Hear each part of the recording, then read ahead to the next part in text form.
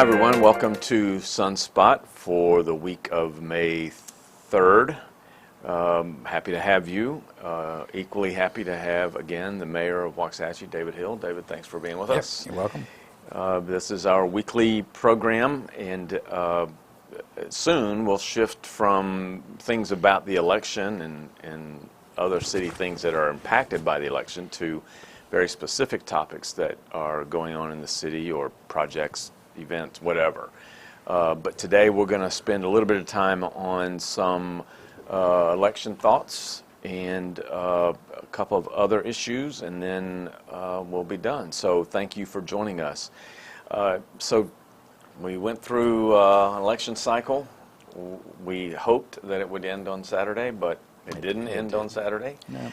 So we have 3 runoffs, which we'll talk about in just a minute, because I think everyone would benefit from knowing exactly what a runoff means. But just want to give you an opportunity to weigh in on your thoughts related to Saturday's results and kind of where we're going from here. I think city council-wise, when you have an election, you never know what you're going to get. Mm-hmm. So you have your hopes, but they don't always work out. Right. But I tell everybody the same thing. At the end of the day, we all have to sit down at the dais and make decisions for the city.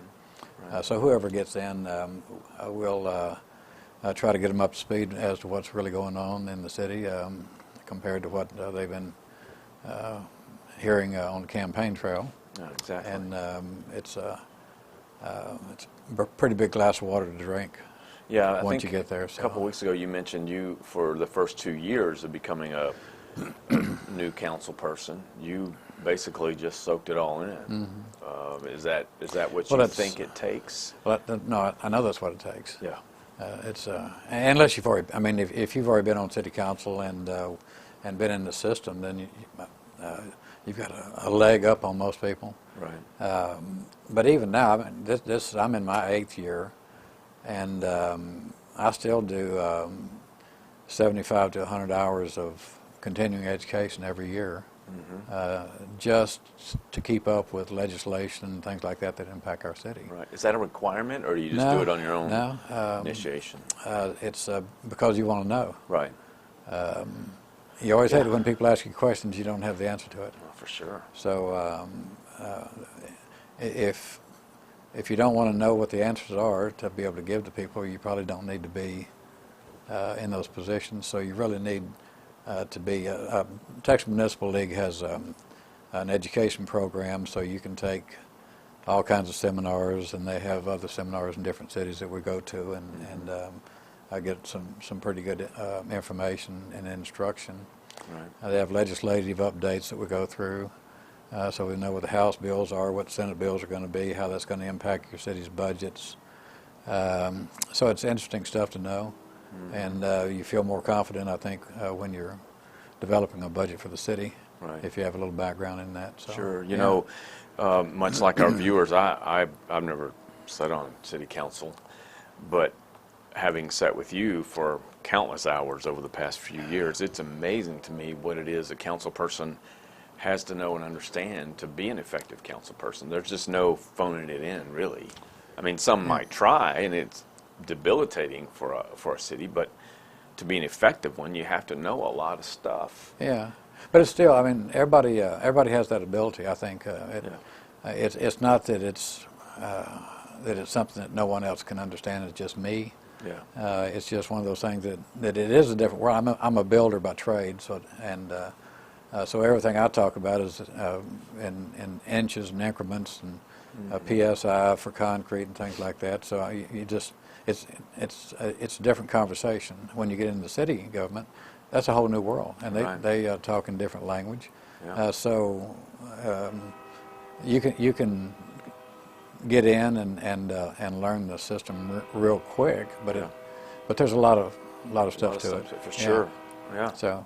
Well, for viewers that may not know the results of Saturday's election, for place 4 on City Council, which the candidates for that were the incumbent Mary Lou Shipley, a new candidate Billy Wallace, and Paul Christensen. So when you have a three-person race, any election, you're going to end up facing a runoff.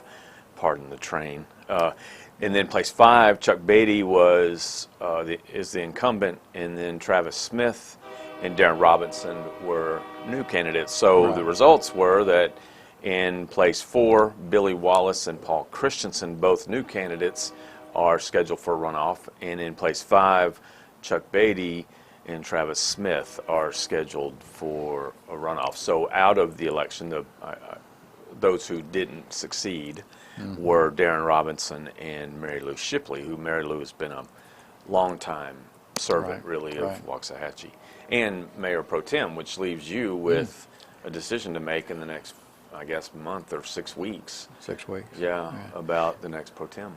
But out of the, I think in Mary Lou's race, 4,500 votes for all three people. I think it was about 200 separated, Right. first and third. 200 votes. 47 votes between Christensen and Shipley. Right. But it was a different climate this year in the election for the city council. We've never been, it's not partisan, Right. and most councils really aren't of our size, in cities of our size. We try to keep politics out of that. We just try to get the best people that are willing to participate to sit on the council. So it was a little bit different this year. You had really a Republican and Democrat Yeah. struggle there, and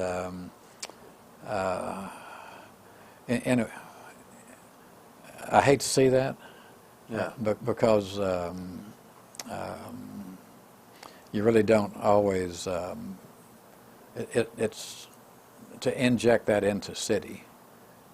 Because I tell the same story that a pothole doesn't know if I'm a Democrat or a Republican. That's true. A sewer doesn't know that. That's right. We don't tell it. Right. All we do is make sure that it flows. Right. So that's what we do. And when you start injecting politics into it, then you get different decisions that are made Yeah. for political reasons. So I think that's a point worth highlighting with our viewers, is that, of course, national and state politics is all about, the definition of politics at those levels is what side of the aisle are you on. Right, yeah. When it comes to what I like to refer to as ultra-local politics, which happen to be, as I see the world, the most important level of elected office. City council, school board, those groups of people impact lives every day.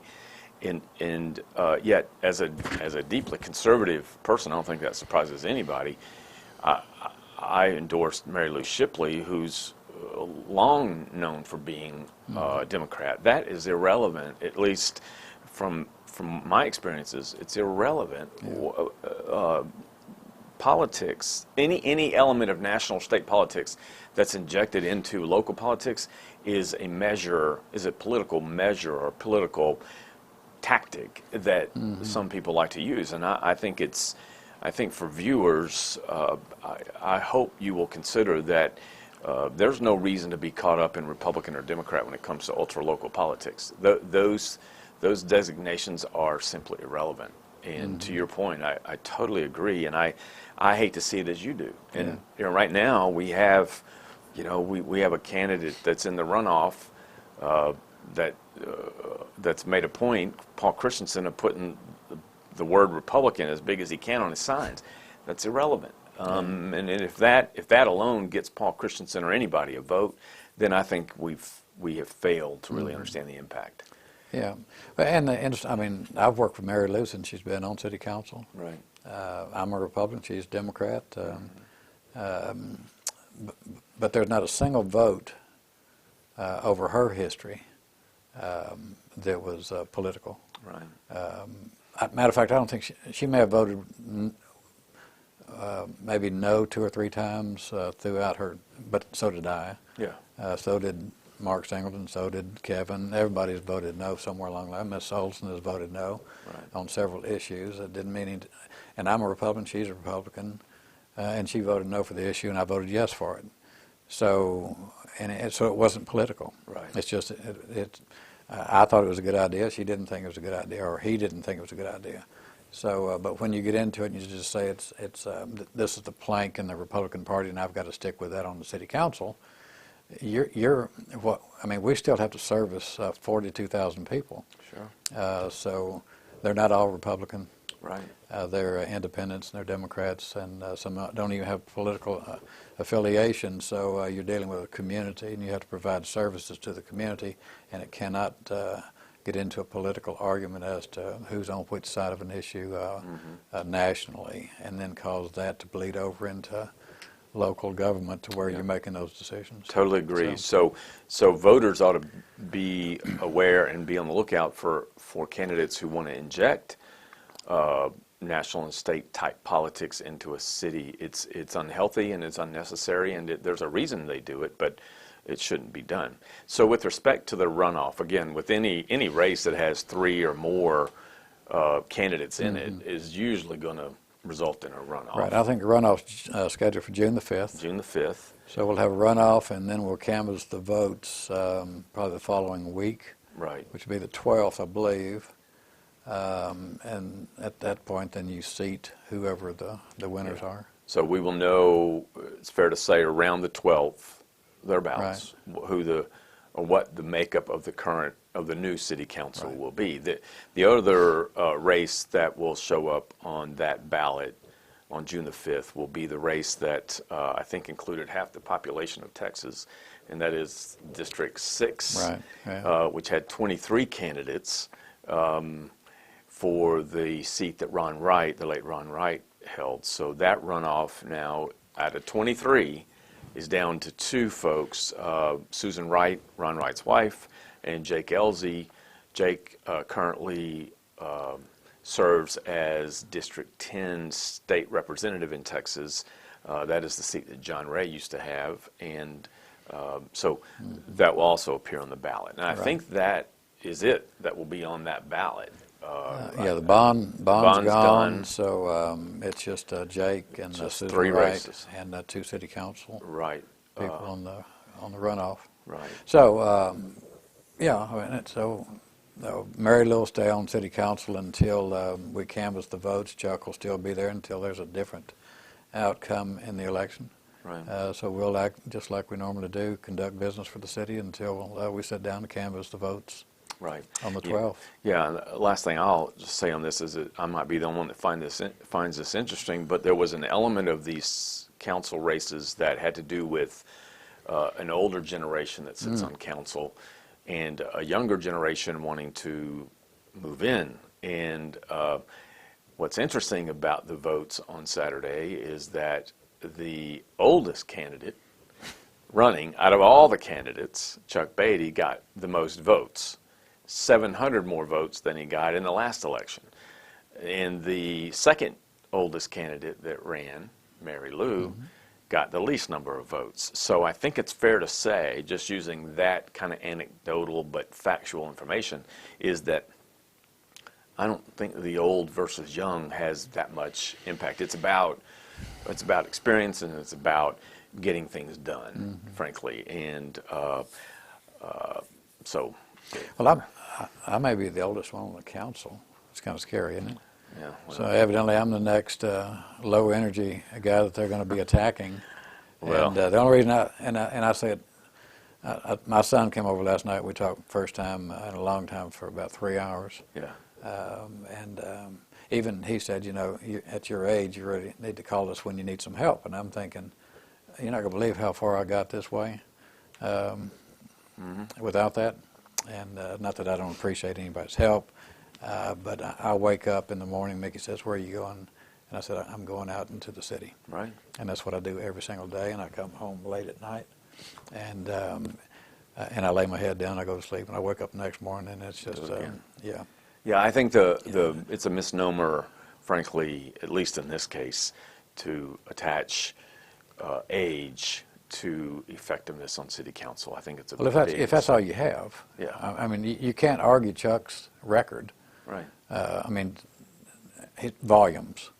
So if somebody wants to come in and say, I want to address, I want to contest this seat because the guy doesn't have a record, or he's never done anything, Right. okay. Yeah. But just because you walk in and say, well, he's a senior, Yeah. and I think we need a fresh voice or a youthful voice on council, which is okay. Yeah. So we do need youth. We need people to participate in the system. But the sad thing is that the youth will be old one day, and then they'll be sitting there saying the same thing. Sure. Because there'll be people saying that you need to be replaced now because you're 50, you're 52, 53, 60, 70, whatever you are. Right. So when you find people that are good, stable, sound-minded people that have the concerns of the city and they take that into every consideration in every vote they make, that's not a replaceable person. Yeah, age in that So case has it doesn't have anything to do with that. Yeah. If it did, you wouldn't have 84-year-old people running the country. That's right. With respect to Mary Lou, until, this is the way I understand it, correct me if I'm wrong, but Mary Lou will remain on council until the canvassing of the votes is done in, I think it's a 12th. June 12th. Somewhere along 14th, there. somewhere in Yeah, there. yeah. Yeah, so Not she sure. remains on council. Right. Yes, okay. Yeah. All right, that's good to know. Yes, sir. All right, let's shift over to two or three topics that seem to be hot and heavy with some folks in town. Railyard Park. So just as context, I had the experience of being on Leadership Waxahachie with a group, 11 other folks, and as it normally happens, the leadership classes like to do something that is a legacy. It so happens that our class went to the city to ask that an amphitheater be built. Long story short, and a lot of help from a lot of people at the city, we now have what is an outstanding looking theater that was purposefully built where it is in a floodplain, full knowledge of it, and it still seems that although that's been reported and known, there are some people who want to take silly jabs at the city for having an amphitheater that's underwater when it rains. So I thought I'd let you weigh in on the truth of Railyard Park. Yeah.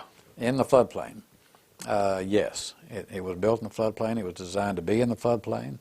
Just the curvatures of this thing was developed so that when we knew the water would come, it would divert the water back into the creek.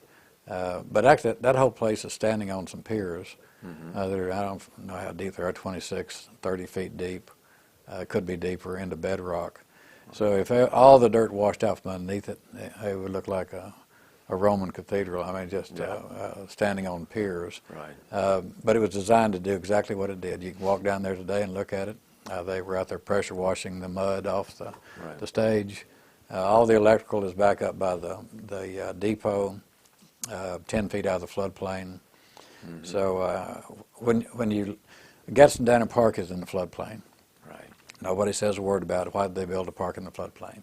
Our cemetery, we've got people buried in the floodplain. And nobody says a word about it when the headstones are underwater, other than it's a shame that our family is buried there. Yeah. Richards Park, famous, underwater during a heavy rain or a flood, or the creek gets out of its bounds, and nobody says a thing about that other than we need to hurry and get that thing cleaned up so we can play ball. Yeah. So we built a railway park, $3 million, or a little bit less than that, I believe. Y'all gave us 20, we appreciate that, $20,000. But that project, probably 15, 20 years ago, was being talked about by other councils and other mayors and the citizens of Waxahachie. They said we need a venue down there where we can come for entertainment. Right. So, and they looked at the bayou and they said it's a beautiful place. It really looks nice, or the creek, not the bayou. Everything's kind of historic down there. It would be a neat setting for that. Feeds downtown entertainment, restaurants, all of it comes together. So when y'all came out, I forget what year, it was 16, I believe. 2016. Yeah. And said, we've got our project, we'd like to do something, we've got $20,000 that we'd like to give the city to develop something like that. And so they got together and they started developing. Jim Phillips was a big part of that, helping work with y'all and the city and bring it all together. Had some very smart people.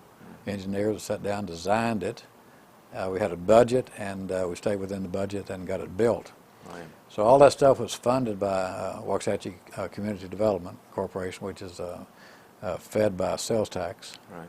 So actual sales tax went for that construction of that venue. Mm-hmm.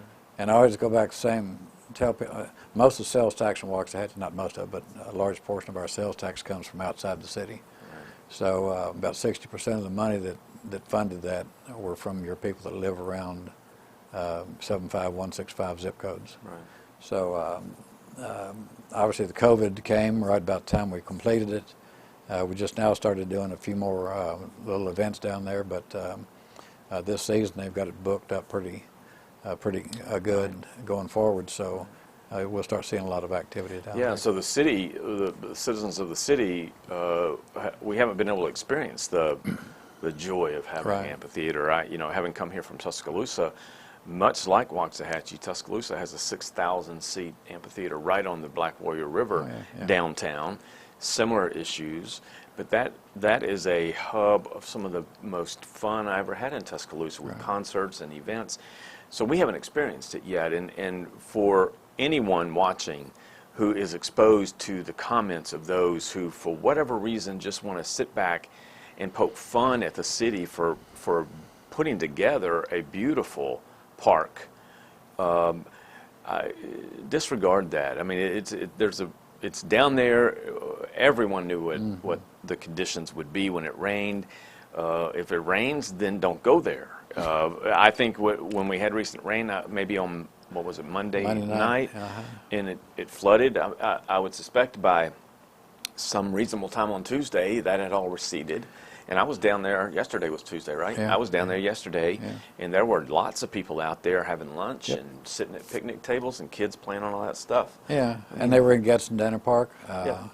Matter of fact, the Hatchie 50. Yeah, right. Right on Saturday. Yeah, it was. It was underwater 2 days before that, and the next day, 2 days later, they're running 50-mile relays and stuff like that with the Lions Club. Right. So it's part of the ebb and flow and the rise and tide and the rains that come and the weather that we live in. We understand it. We know what's going to happen. We have stuff to clean it up. Right. And get it back in working order. That's what the city does. Right. So I don't care if it's Chapman Park that floods, it drains off, we clean it up. Right. But most of the if we had spent $5 or $6 million for that piece of property to build it, you can imagine how many people would be upset about that. Right. It's floodplain. Right. So it's some of the least expensive land that you can get.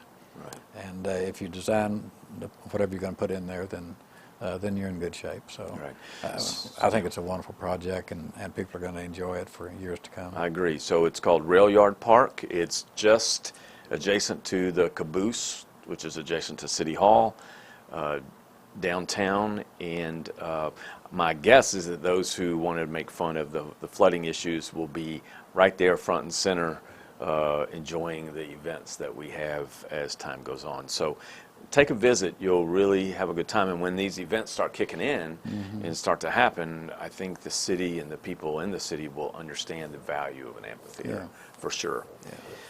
Okay. Monday night was quite the night for weather. You guys had a council meeting, and I kept thinking to myself, are they going to have to shut that down and or suspend it or whatever because of the weather, because it was pretty nasty. Tornado, there's a picture floating around of, pardon the pun, floating around of a tornado and all that was here, I suppose. But I thought it would be a good opportunity for you to share the city's preparedness and kind of what happens when there's weather like that. What does the city do, and how do things get triggered? Yeah, well, I mean, it's a concerted effort for city and county.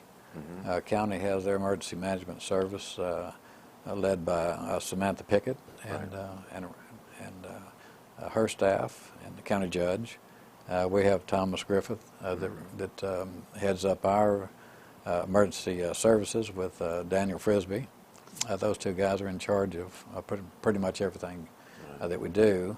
We had a council meeting Monday night.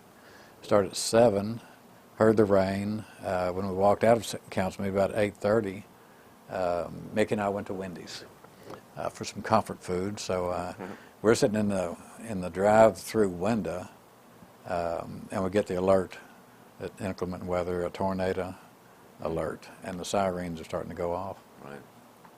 So we left there and went to a police department where our emergency operations center is that night, and went in there, and I called Thomas Griffith to see where he was, and he was headed toward Italy area, where the tornado was Forced in that area, yeah. So they were headed that way, as well as other services going that way. Yeah. They weren't. That's what always amazes me about these people, and the service they give our city. Yeah. They don't wait till it happens. Yeah. They're down staging because they know it's coming. Right. The rest of us are hiding in a bunker someplace. Yeah. And so that's I think it was F2 is what they said it was. Right, it was. So it did some damage, turned over some 18-wheelers, hurt a bunch of people.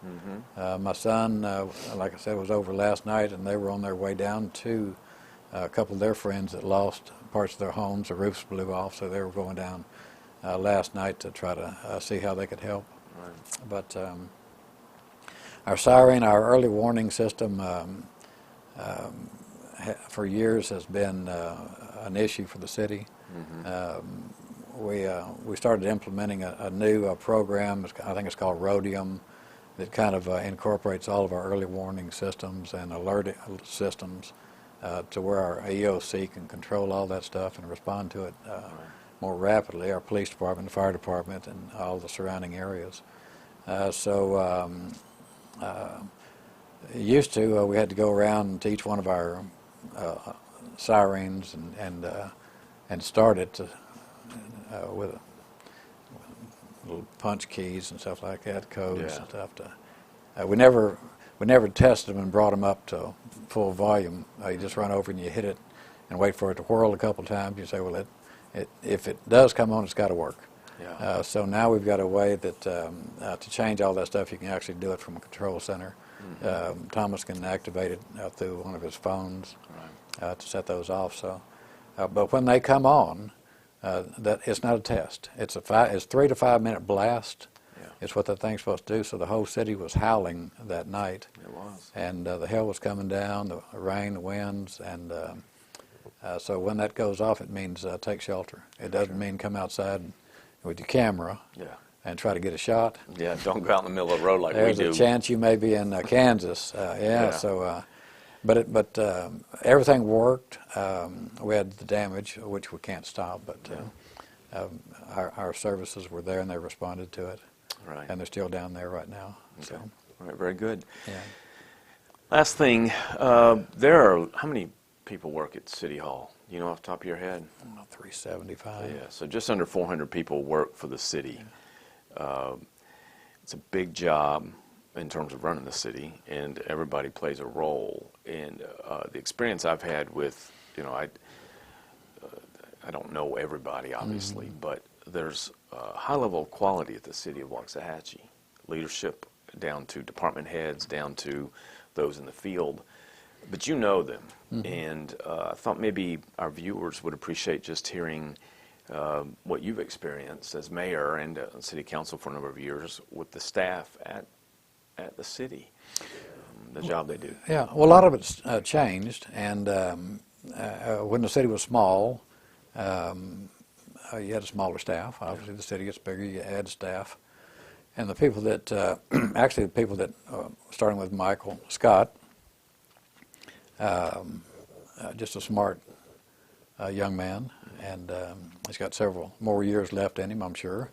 But Tommy Ludwig, Albert, Lawrence, our two assistant city managers, just brilliant. They're just involved in everything that is city related. Smart people.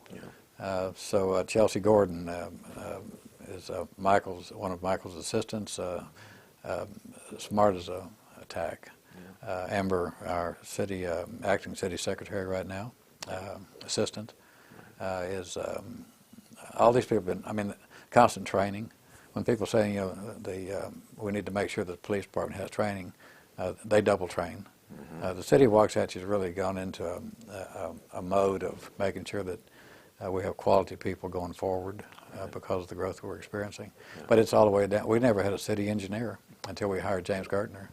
We always had to farm that out to somebody else. So now we have a city engineer, and the Corps of Engineers sometimes calls our engineer to consult about issues regarding flooding in the county.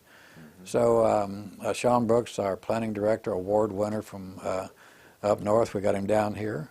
Yeah, just a few years ago, right? Yeah. And of course Clyde Malik was our director, and then he went to build the new high school, and then went on to Midlothian.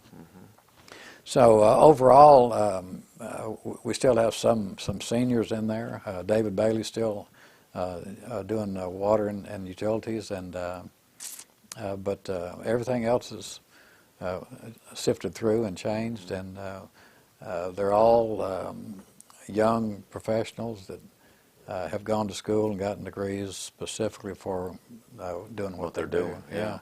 We didn't just, they weren't just friends that we knew that worked with us at another job someplace. We thought we'd get them a city job. These are people that have actually gone to school to get the degrees that make them more than qualified to do what we're doing. And even Chris Seals, the guy that does all of our flowers and around the city and beautification, works, for the Arboretum up in Dallas. That's where we got him from. So you've got that quality of person here that's doing the color for the city. So when people make statements, that are derogatory or negative, I just listen and think, if you only knew, go down to sit down with them, just meet them. And once you meet the people and find out who they are and what they know, then you may have a different opinion. But they're great staff. They really are. And we don't say that enough, but it's evident in the way they prepare our agendas for us. They go through and they do builders agreements and stuff with the developers before it ever gets to the city council. How they brief us about everything that's going on every day. City manager and I talk all the time. Where we are, what's going on, how's that going to be handled, or whatever the situation is. So I think next 10, 15 years, you're more than well equipped with some real smart people around the city. For those viewers of you who aren't able to get to a city council meeting and hear really just, what you'll hear is the end result of the work that these staffers have done to be able to present things at city council to the city like council. Emery Lakes. Emery Lakes started in 2005. It's 16 years later. Okay, we're voting on not to let them build, but just to give them zoning. Just zoning. 15 years to get to zoning. That's pretty amazing. So if you want to experience city council, just go to Waxahachie.com. No, is it? Waxahachie.com, and you'll find the city's website. And in 2 seconds, look, if I can find city council videos, which I watch every Tuesday morning after the Monday, every other Tuesday morning after the Monday night council meeting, it takes you 1 minute, if that, to call it up, and you can hear the whole council meeting. But you'll see the role of the council. You'll see and hear the city staffers present the information that they've been working on for so long and in diligent ways. I think it will be good for you to experience. All right, thank you, Mayor. That's it for this week. We appreciate you joining us. And shameless plug here, please subscribe digitally to the Waxahachie Sun. $5 a month make all the difference in the world for us, and think you will find yourself much more informed because we'll be updating that almost daily with our content across the board. So thank you for joining us. I'm Scott Brooks of Sunspot. Have a blessed week. Bye.